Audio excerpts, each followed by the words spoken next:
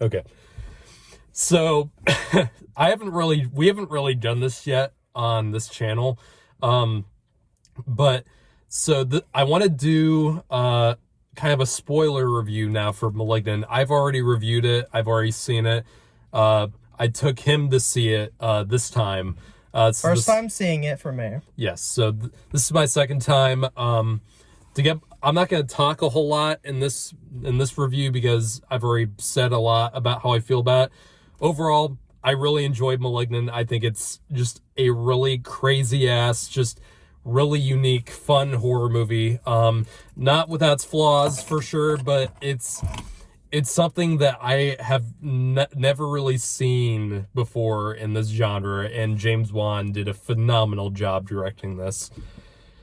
So, this is a spoiler warning for Malignant. That's what I was say. This movie has so many things to reveal, so it's hard to talk about it. Yeah. I understand why now you didn't say too much to me about I had a really hard time not talking about a lot of the stuff in this movie.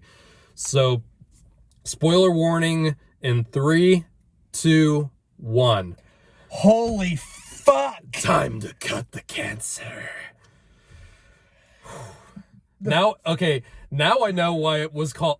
When I first got out of the movie, I was like, now I understand why it was called Malignant, because it's like a malignant tumor or malignant cancer.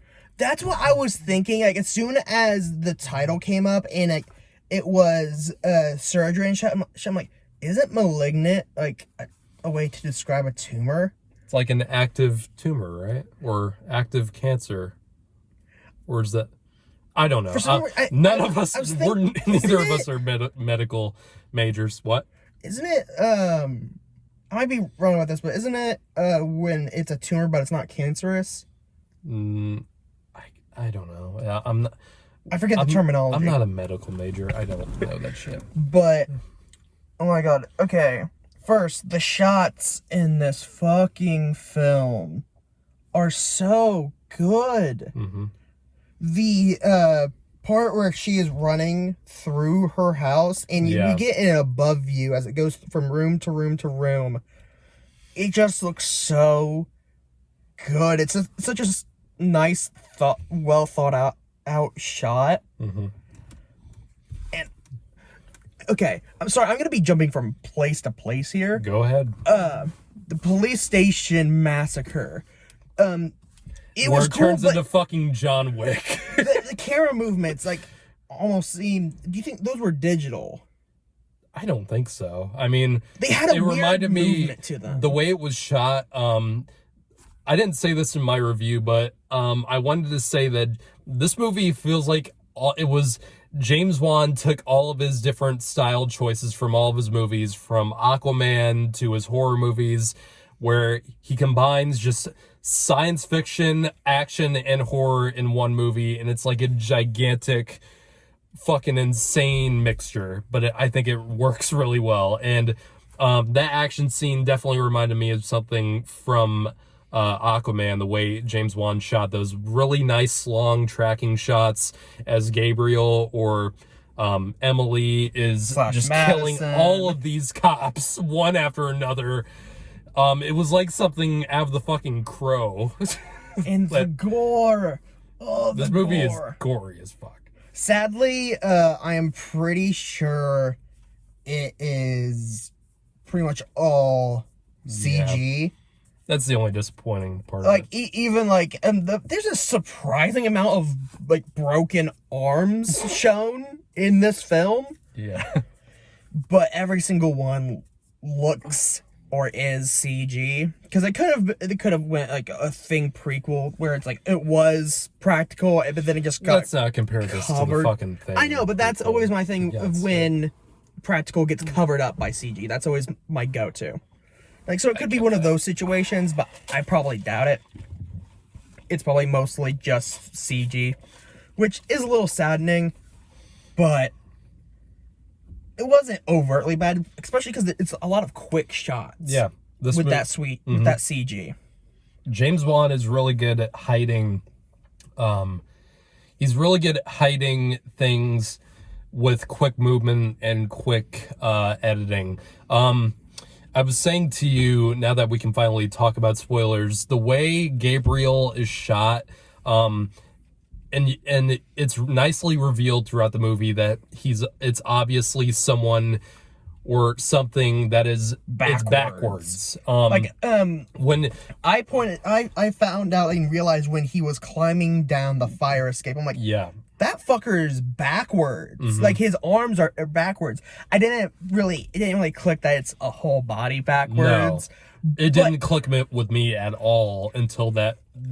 But if you have your gigantic twist, then you can probably know the twist beforehand. Like, that something's going on. Like, you can definitely tell. Like, they just kind of hints this is not, yeah, you can already tell this is not a normal dude. This is something else. But yeah, the way and you like the way he's crawling backwards. Like, there's a part where he kicks down like this hole in like a brick wall, and he's like just crawling backwards upside down because and man, that chase scene throughout Seattle, or the underground Seattle, the detectives chasing him, really well shot as well. Is that true? Like, I don't know. I kind of like, when I was watching, I was like, I wonder if all this is true about the underground Seattle. So that's pretty cool. I'd like to see that if it's available. I was a little disappointed that didn't really play a huge role in like the climax, because I think that would have been a little bit cool. The setting was so cool. But it's not a huge part of the movie, and that's not really what's most important, but yeah. Yeah. I kind of wish that's where his lair was. But something the like reveal that it's in her fucking attic was... Yeah. I didn't even think about that. I noticed this time around, before that whole reveal happens, there's a scene where Maddie, or Emily, is being hypnotized into revealing her suppressed memories about Gabriel and her childhood, and how he was all along playing mind tricks to get her to kill her foster parents. And she didn't want to kill her foster parents. She didn't want to, but Gabriel wanted her to kill the fucking baby.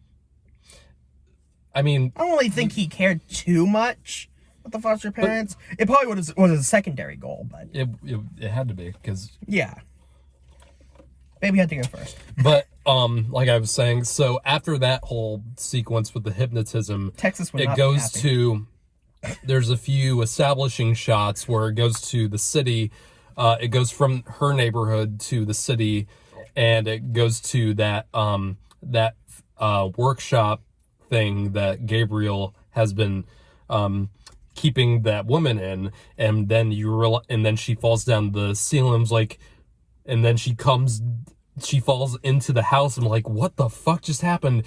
And then it clicked with me, like, that the editing is so brilliant. It was literally used to trick you into thinking that was anywhere else but the house. I think that's brilliant storytelling right there. Especially with that, like, industrial air conditioning fan or whatever that's on the building, because you don't see that on the house. No. Like, you were meant to think that this isn't like old like factory or something, and it's like, and I kind of thought it was in the underground a little bit. Okay, talk about the twist. Yeah, that's a whole twist that, and explain to them, in case they didn't really understand it. Yeah, Gabriel was a conjoined twin.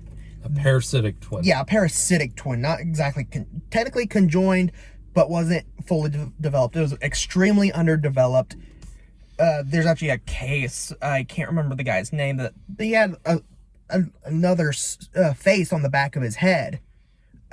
He ended up actually committing suicide because he said that it whispered things to him. But it's like that. And that's a real thing, too. Yeah. Parasitic twins are a real thing. Yeah, all this wouldn't happen. No, but it's parasitic twins are a thing. It's very fictionalized because I'm pretty sure no parasitic twin can control electricity and speak through speakers or radio equipment. But But Madison and Gabriel undergo a surgery where they pretty much try to cut as much of Gabriel off as possible, but he's actually attached to her brain, so they just take as much as they can and then just push the rest in and then just seal it all up. And then he lay dormant for years until she got hit in the back of the fucking head. Douchebag boyfriend at the beginning throws her against the fucking wall, and that's the inciting incident that basically releases Gabriel from his prison. I gotta say, it's so set loose. It's so satisfying that they came back to that all the way from the fucking beginning. Mm-hmm. Like, because like it just seemed like a thing's like, this dude's a piece of shit. Like, there's no need for that to happen. Why is this happening? Which I didn't really think that, but if it just stayed like that and didn't have that connection, it would have felt like that. Mm-hmm. But the fact that they went back to it was just so good. And watching it again, you pick up a lot of the clues that this Gabriel thing is what it's revealed to be at the end, because in the opening credits there's all this great opening credits scene, by the way. My god, I love when modern movies still have the balls to do an opening credits sequence. That is probably the best every other movie opening credits I've seen. Every other movie nowadays would just have that as the ending credits. It's nice to have an actual opening credits, not just cut immediately to the movie. It gets you more excited. For me, it gets me more excited.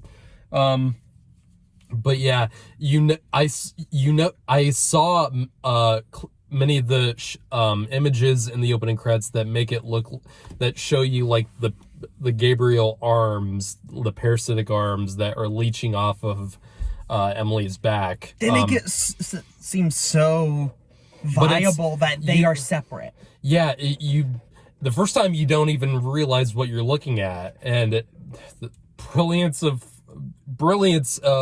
reveal building up like this. You don't. If this movie was told straightforward, it would have been so fucking boring. But the way it's told and the perception that it places you in, it's just immediately engaging, and it draws you in immediately. So good. So I'm curious. What are your problems with it? I thought the acting was a little hit or miss for me. The cops are kind of awkward. Some of the writing is not too great. I can see that. This movie does get really cheesy. It's very cheesy. I think but it has a cheesy charm. Yeah, unfortunately, that's not what audiences are looking for apparently anymore. If you didn't tell audiences can't have fun with anything nowadays. It has to be completely straightforward and totally serious, or it just has to be a straight up comedy. They can't have that mix. The art of campiness is unfortunately gone. No longer are we in the days of Sam Raimi type horror, which I brought up in my other review. Like, this movie feels like this movie does borrow elements of some of Sam Raimi's kind of like horror style, but that's not a thing that horror movies do anymore. It's sad. This movie feels like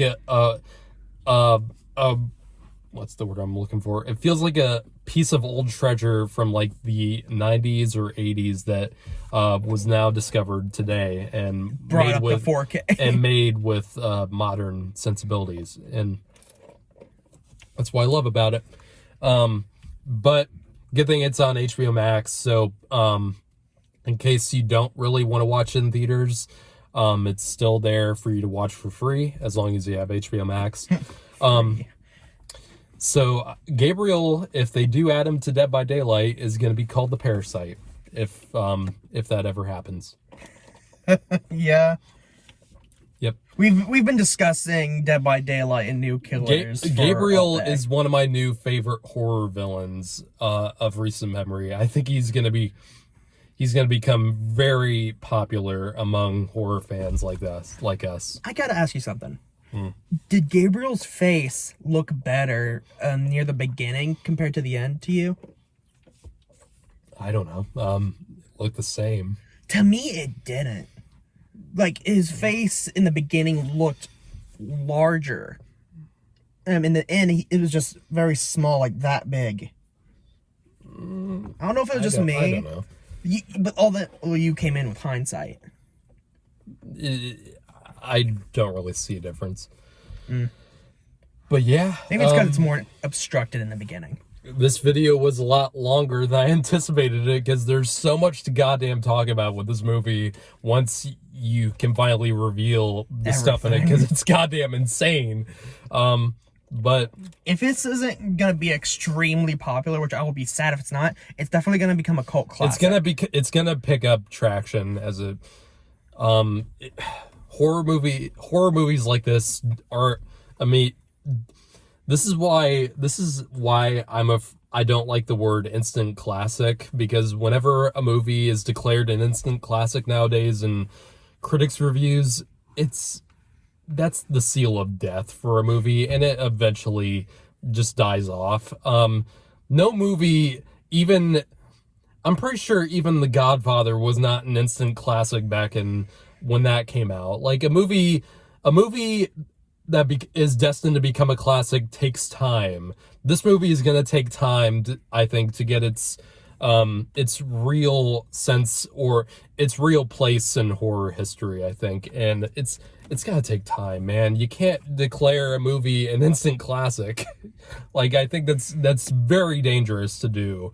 And it's like that line from the first Incredibles that Syndrome says, when everyone's super, no one is. I don't know. I gotta say, the main problem that people are if they're gonna have a problem with it, it's gonna be that comedy aspect. And the thing to latch onto that is that it wasn't kind of advertised to have that comedy. Yeah. Which, like, the trailers don't do this justice. If he didn't tell me that, like, expect some comedy in it, then I wouldn't have gone in with that mindset, and I might have looked at it like, whoa, this is kind of jarring a little bit. Which the trailer really should have shown a little bit, at least. But, I mean, the trailer still did amazing for the horror aspect. This movie was not gonna appeal to everyone right off the bat, because the concept is just so different compared to what you usually see in a mainstream horror movie. But I think the trailers did try to more market, the movie to more audience, but I don't think it didn't work. Clearly, because the box office isn't strong enough. Doesn't help, again, that dual release. HBO Max is fucking... Dune is screwed because of HBO Max. And is that coming out on it too? Yeah, oh, damn. Sadly. I'm going to watch Dune probably 4 times in theaters when that comes out. So, it's going to get my ticket. What's the runtime of that? I don't know. It's probably going to be close to 3 hours, I bet. But yeah, that's our... This is going to be split into 2 parts. This isn't going to go on Instagram. This is just going to go on YouTube. Oh, yeah. But yes, those are all of our thoughts that we can get out on Malignant. If you haven't watched this, what are you doing here? Go fuck yourself. Go watch the movie. Yes. Go watch it again if you've already seen it, because there's probably a lot of stuff you didn't Whoa, that pick plane up is on. low flying. What the hell? Oh shit. What the hell? Was that a biplane? Yeah, there's an airport not too far from here. There it is. Yeah. Airport's down there, I think. Random.